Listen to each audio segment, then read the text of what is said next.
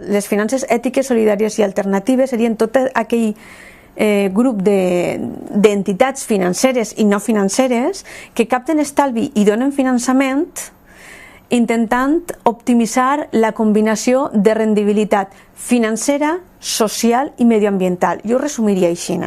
Les finances ètiques, alternatives i solidàries estan formades per entitats de molt diversa procedència i de característiques molt diferents.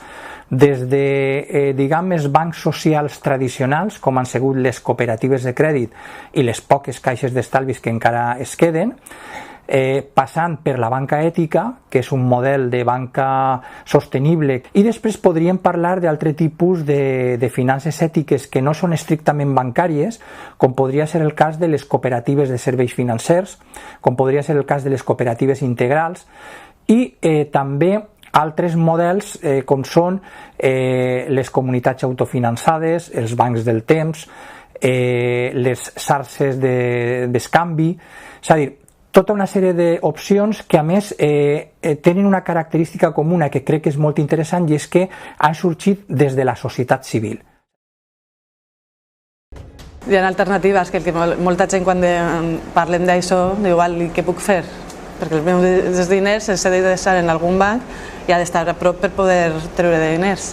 No és tan coneguda l'alternativa com la banca ètica, per exemple, n'hi ha diverses entitats que sí que es comprometen a no financiar la indústria armamentista y a no participar de aquel negocio de la guerra.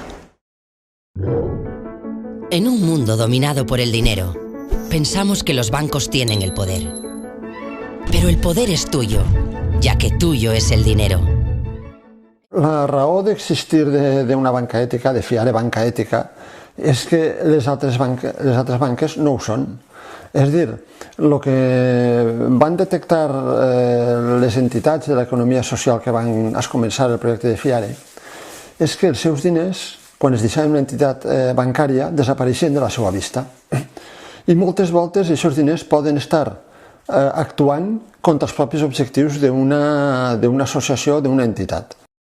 Puedes mejorar la educación, invertir en las personas y en el medio ambiente.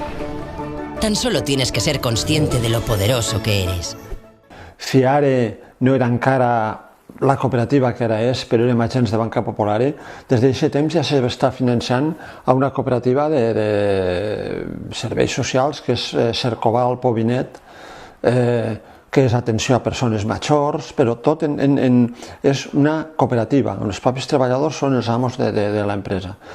FIARE és una entitat bancària que pot fer front a aquest tipus de finançament.